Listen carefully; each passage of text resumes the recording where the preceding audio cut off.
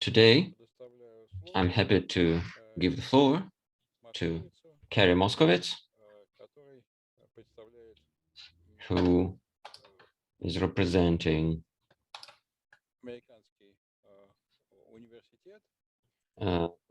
the Durham University in North Carolina, and his presentation is dedicated to text recycling in research writing. The floor is yours, Cary. Thank you very much. Good afternoon, and thank you for inviting me to share the work of the Text Recycling Research Project. I want to begin by acknowledging the support from the U.S. National Science Foundation for this work. It would not have been possible without that. Good afternoon. This is Cary. I assume you'll let me know when it's time for me to begin. We're starting our evening session. This is recycling. Yes, I'm getting I'm getting some echo, but I'm going to keep going. To Cary Moskovitz. Yeah, please keep. Okay. So here is an I'm sorry. I'm hearing what just happened 1 minute ago, so I think I'll have to just turn off my sound and just continue and let me know if there's a problem. So here's an example of text recycling from two of the most highly respected scientific journals, Science and the Proceedings of the National Academy of Science. And you can see here that there are two passages which are virtually identical, except for a couple of details, a citation, a sample size, and the inclusion of these two words here.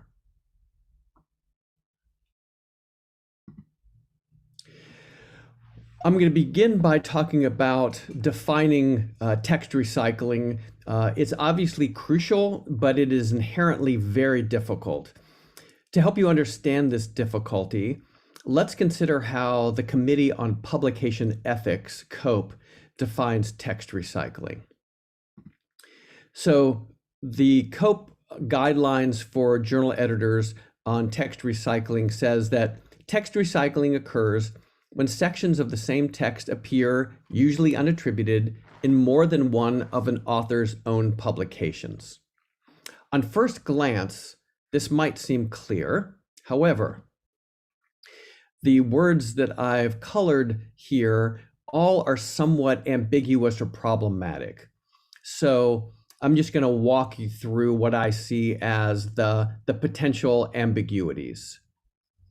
So first of all, it says that text recycling occurs when sections of the same text, but clearly recycling can be happening when it's an entire section or part of a section, maybe a paragraph, a sentence, or even part of a sentence, or a figure, for instance. Then there's the issue of whether or not it needs to be the same to be considered text recycling. My sense is if an author reuses material that is nearly the same but has been slightly changed, most people would still consider that to be basically the same material and therefore still recycling. So the idea of sameness, which obviously is important to those of you working in plagiarism detection, adds a very important complication in terms of how much variation from the original text would be considered the same versus, for instance, a suitable paraphrase or summary. Then there's the question of what the material is. So Cope says text. To some people, text means prose, words. To others, particularly those people in fields of communication or rhetoric or writing, text can include any kind of material that we might see on the page, which could include, for instance, equations or visuals, such as diagrams or charts or tables. They also make a note about it being usually unattributed, which basically says Text recycling may be text recycling if it's not cited, but citation actually introduces its own complications and probably should not be definitional. What I mean by that is there's a difference between deciding whether something is text recycling or not, and whether it's appropriate or ethical or legal practice or not. Then we get to authors, and I'm going to speak more about this in a moment, but you can see here that this is written as author in the singular, not plural. In most research fields, particularly in science, engineering, medicine, it's very rare to have single authored publications. So it's important that definitions take into account the fact that when someone reuses material from one document to another, it's very likely that there will be not just a single author. Adding to that complication, when research teams reuse material from one publication to another as a line of research develops, it's very common that the authors of the earlier document do not overlap exactly with the authors of the new document. We actually did an empirical study of this, which we published in a recent paper. We looked at publications, research articles that were done under a National Science Foundation of the US grant, and found that only about 6% of papers from a particular research group that we looked at had identical authorship. So dealing with the issue of authorship is critical. And then there's the question of publications. People reuse material from many different kinds of writing into different kinds of writing, not only to publications and not only from publications. So in taking these issues into account, the Text Recycling Research Project developed a definition that is this. So we define text recycling to be the reuse of textual material, which would include prose, visuals, or equations, in a new document where these three things occur. First, the material in the new document is identical to that of the source or equivalent in both form and content. Two, the material is not presented in the new document as a quotation.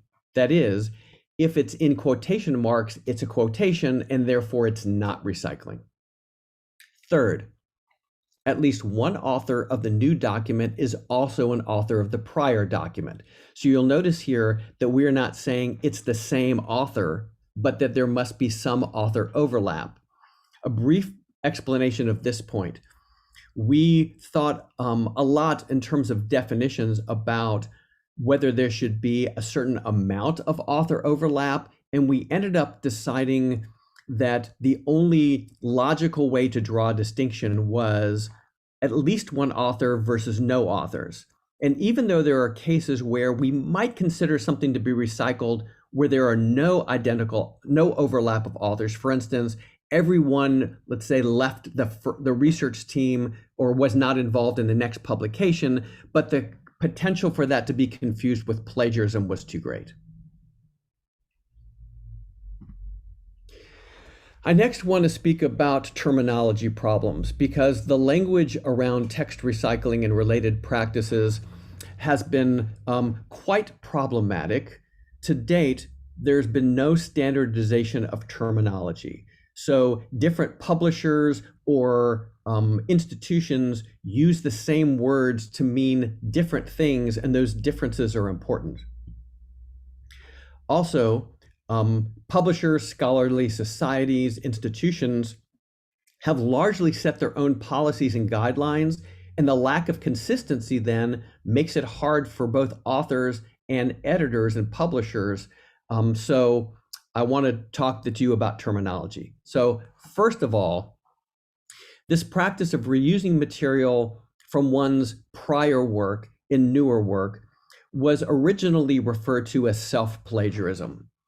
Around 2010 or so, the term text recycling started to become more widely used, and the Committee on Publication Ethics, which has the most widely used guidelines, uses the term text recycling.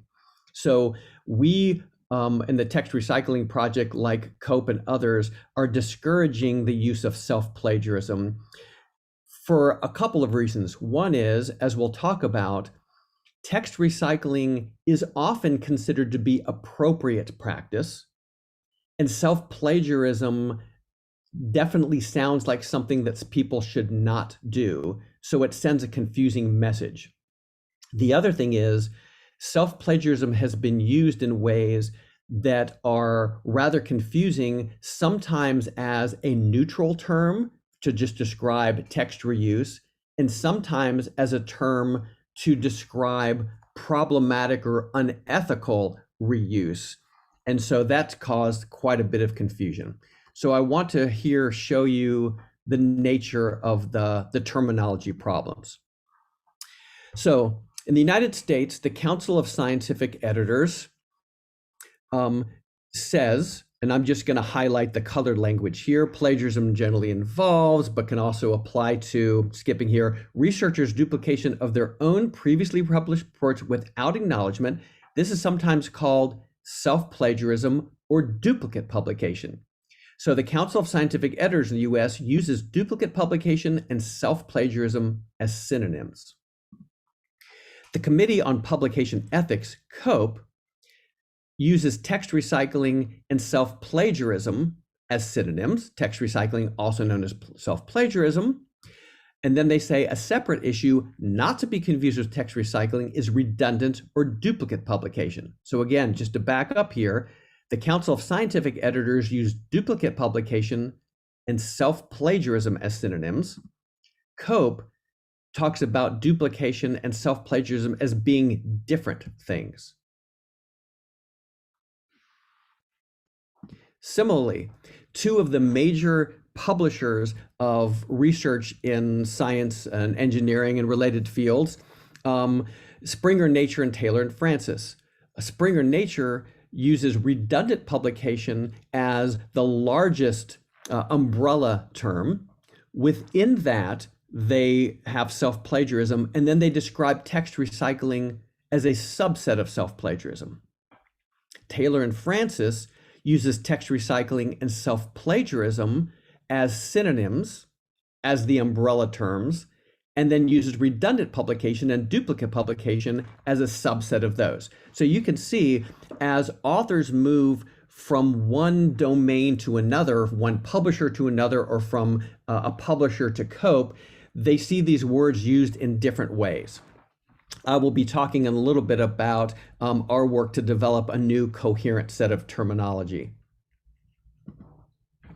So briefly, I want to give you a sense of the problematic nature of the way that text recycling, the problem it poses to the research and publishing communities. So here are the titles of just a few of many editorials and essays published in recent years. Against recycling, self-plagiarism when repurposing text may be ethically justifiable. Self-plagiarism, how to define it and why you should avoid it. Self-plagiarism, a misnomer. A researcher's ethical dilemma. Is self-plagiarism a condemnable practice or not? Is recycling your own work plagiarism? On difficulty in handling text recycling, managing text recycling, an ongoing issue. So it's clear that the research and publishing communities need guidance and help on how to handle this very common practice. Next, I want to show you some particular examples of the way inconsistencies and language issues show up within the documents of actual organizations. So I'm going to be looking at some from the American Chemical Society, since it's one of the largest and oldest scientific scholarly societies. So I'm looking here at 3 different American Chemical Society documents. Their ethical guidelines to publication of chemical research, their guide to scholarly communications, and their journal policies on preprints, prior publications, scholarly sharing, and posting.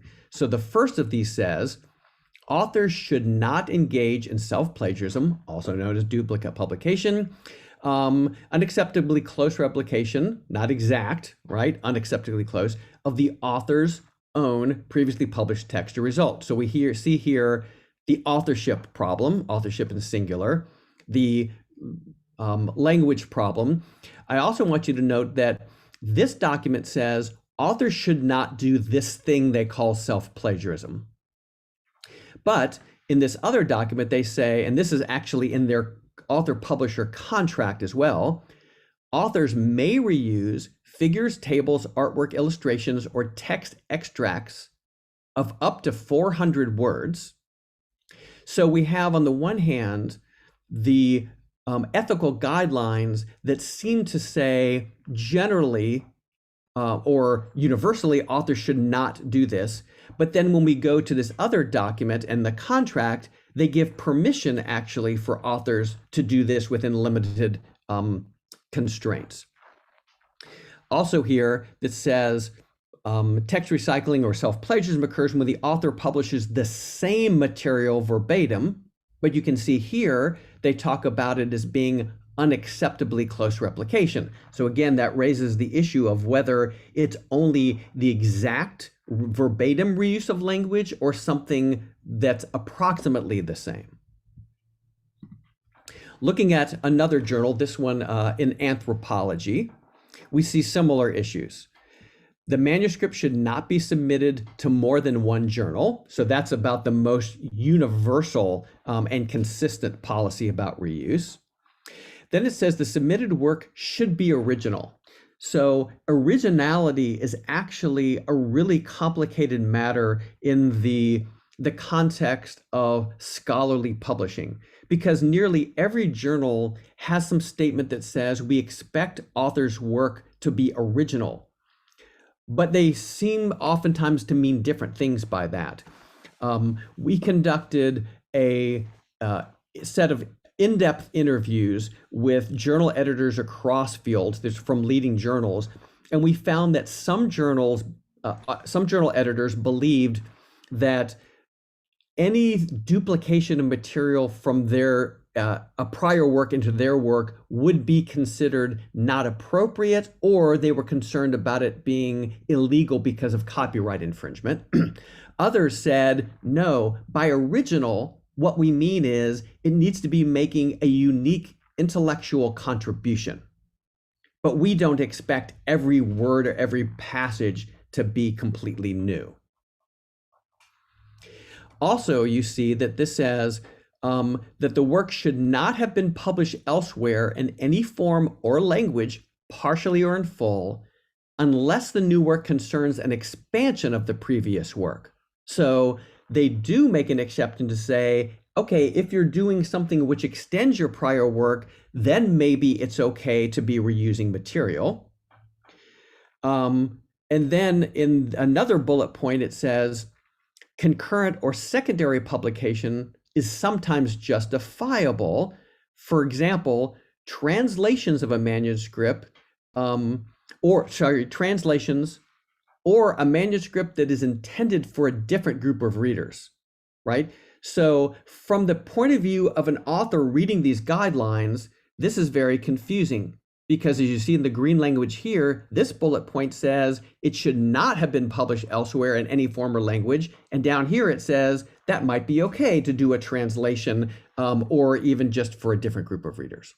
So I want to look now briefly at the COPE guidelines. Again, the Committee on Publication Ethics has the guidelines which are the most widely, I believe, kind of followed and circulated, although they're only written for editors, not for authors.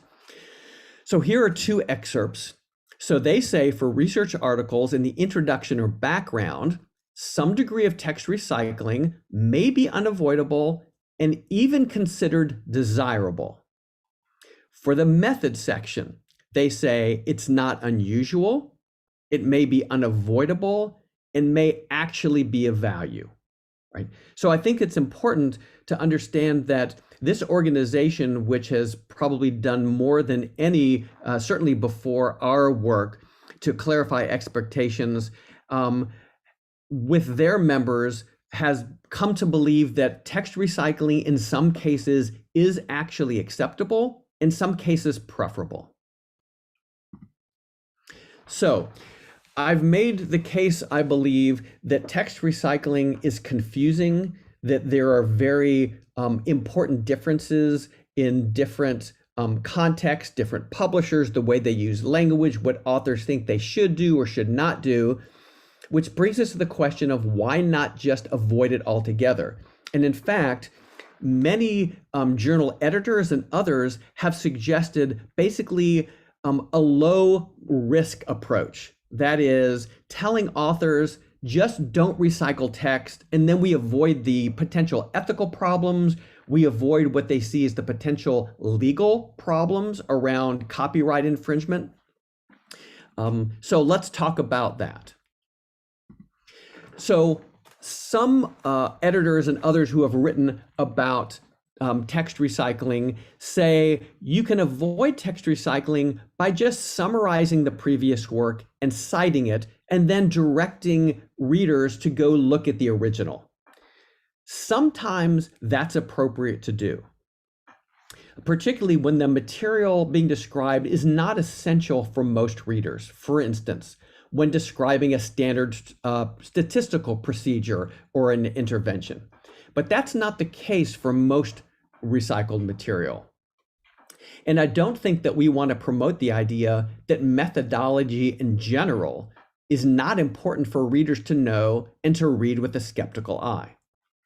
Just as importantly, many editors don't want their readers to have to go elsewhere for information in their articles, particularly when that material might be behind a paywall.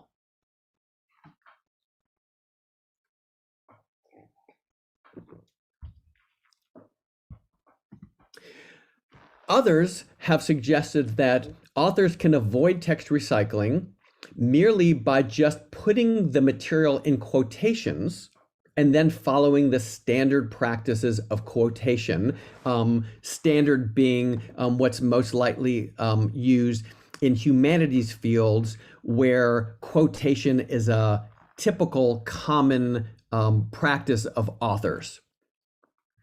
Now, if authors recycled only in one or two discrete blocks of text, this might be possible. However, this is what text recycling tends to look like. So here's the first 2 pages of an article from my psychology journal. And the parts that are highlighted in gray are the recycled parts.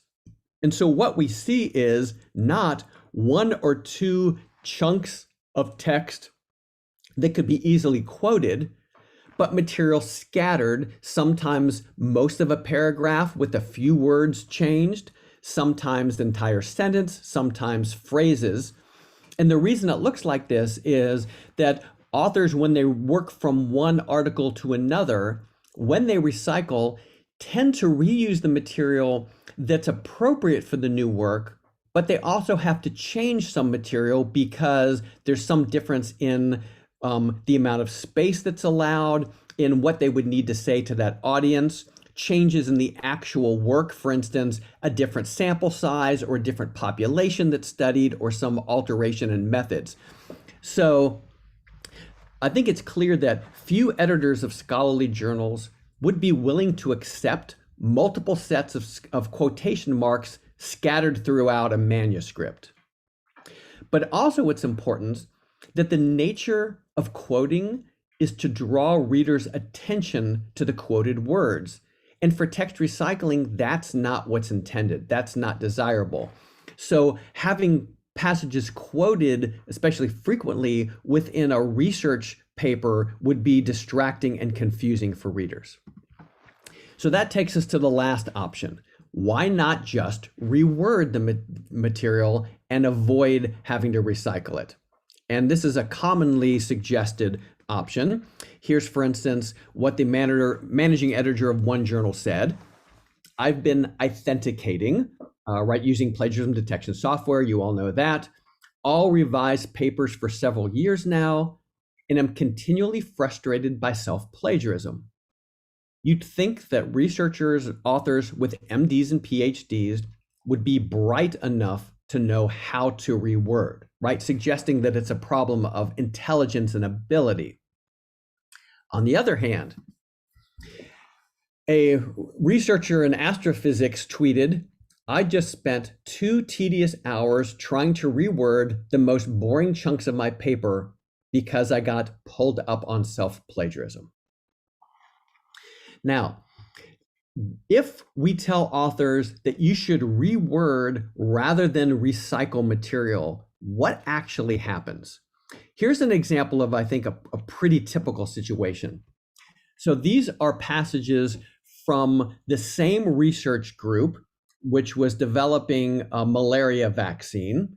Here are 3 papers, all published in top journals on medicine, the New England Journal of Medicine and PLOS Medicine. And what we see is, I've color-coded these different passages so you can see that they've been basically rearranged, right? During the 12 months of follow-up started this one. It occurs kind of after these 2 passages here and after just the yellow part here, right? And you can see the others, right? So there's some structural rearrangement done. And then you have substitution of synonyms or abbreviations. For instance, vaccine efficacy here for VE here, the word confidence interval for CI, etc.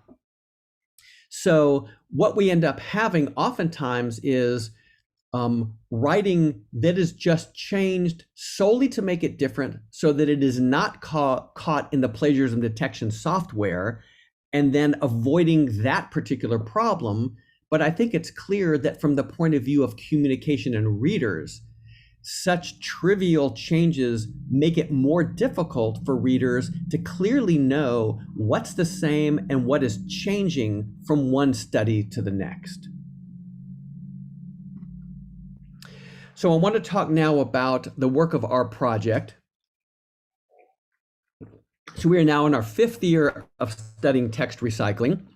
The project has 3 main arms or areas. One is doing original research to better understand beliefs and attitudes by stakeholders on text recycling, developing policies, guidelines, model language for author-publisher contracts, and then developing educational materials. So one of the things that we worked on was trying to develop a better, consistently usable vocabulary for text recycling.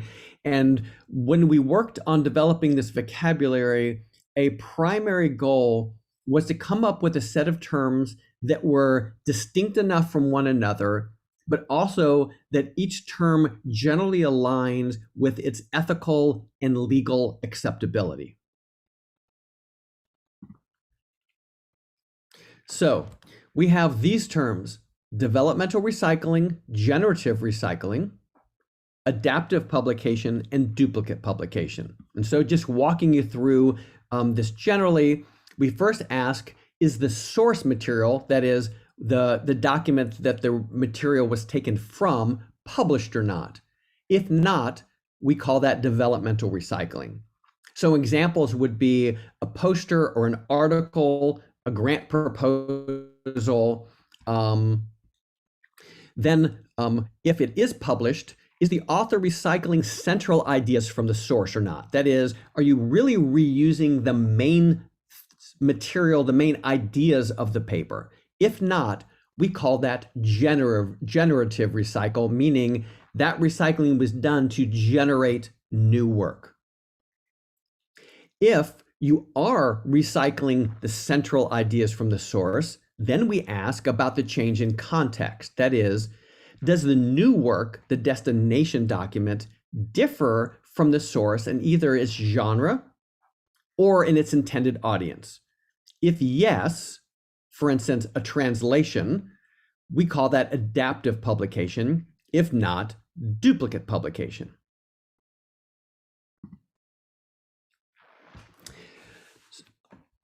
I want to, before I go on, just describe our advisory board. So we have 12 people who have been instrumental in helping us in the development of our own materials and documents and giving us general guidance. So all of the documents which we are producing and publishing directly via our website have been thoroughly vetted by these people, which, as you can see, include people who are head of ethics or research integrity for Taylor and Francis, Springer Nature, PLOS ONE, the British Medical Journal. We have representation from University Press, American Chemical Society, the chair of the Committee on Publication Ethics, the president of the Council on Scientific Editors, Director for Research Integrity of Harvard Medical School, Director of Research Integrity for the National Institutes of Health in the United States, bioethicist at the National Institutes of Environmental Health Sciences. So the reason that I'm taking the time to talk about this is because it's important for us that our readers know that we have had our materials thoroughly vetted by a wide range of experts. So I'm going to share with you one particular document here, our best practices for authors. So we just released these in June. So these are based on our prior 4 years of research, surveys, and interviews, as well as thorough vetting by the board. While beliefs about appropriate recycling practices differ somewhat across contexts, we feel that these guidelines are generally applicable and acceptable across most fields of research and scholarship. So I'm going to show you our practices for 3 different kind of domains or areas of recycling. So first, recycling text ethically and appropriately. So text recycling may be ethical or unethical, desirable or undesirable, depending on the context, the nature, and the quantity of recycled material. So pardon me while I read these, because I think for us to have our conversation, I've got about maybe 4 more minutes. It's important that people understand these. So first, we say that authors should recycle text, that is in the affirmative, where consistency of language is needed for accuracy of communication. We say that authors may recycle text so long as the recycled material is accurate and appropriate for the new work and does not infringe copyright or violate publisher policies. And that authors should be careful not to recycle text in ways that might mislead readers or editors about the novelty of the new work.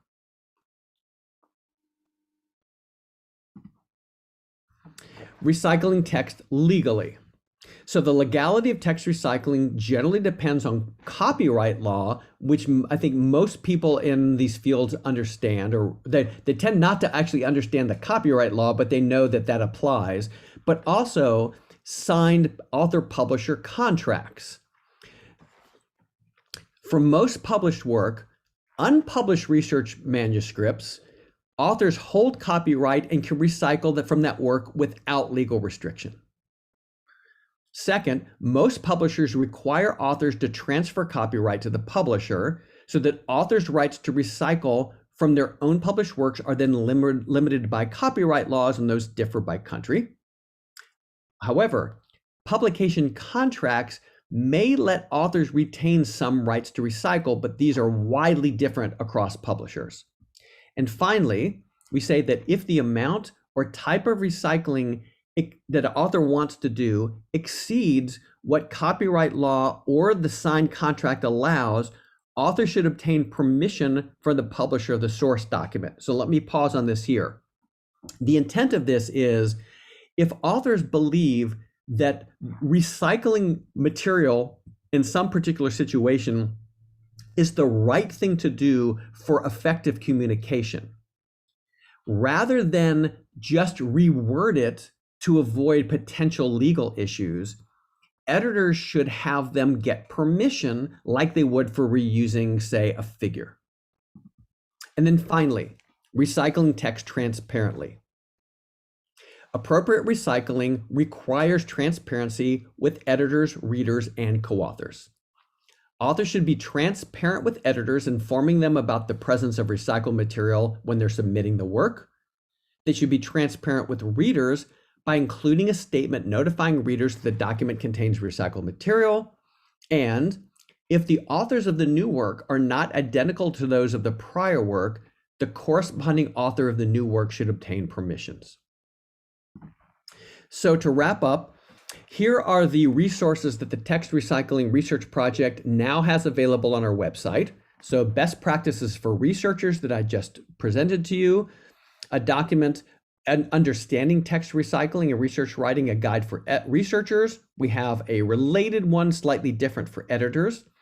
We have a white paper on text recycling in research writing, US copyright law and fair use.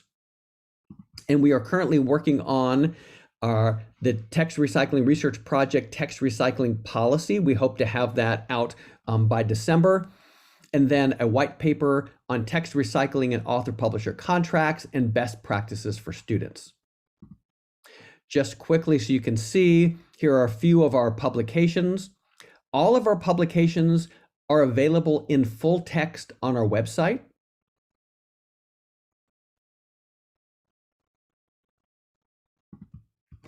And that's the website. So the question is, I'm a professional mathematician and computer scientist, and the usual practice here is that we have professional conferences. In the conference, you present your paper with a presentation or whatever, and then before conference or immediately after conference, there is publication, say 6 pages publication or something like that. Then you have your comments, some mistakes, perhaps errors in your proofs, and then you prepare the kind of really well-ordered and well-presented text, perhaps 12 pages. And you publish it in a professional journal, perhaps in 1 year later, or half year later, or even 2 years later. And usually a lot of self-recycling appears here, but there is some kind of natural sense and context of this sequence of events. So what you're asking about, I think, is what's oftentimes in English called a conference proceedings or a conference paper. And right.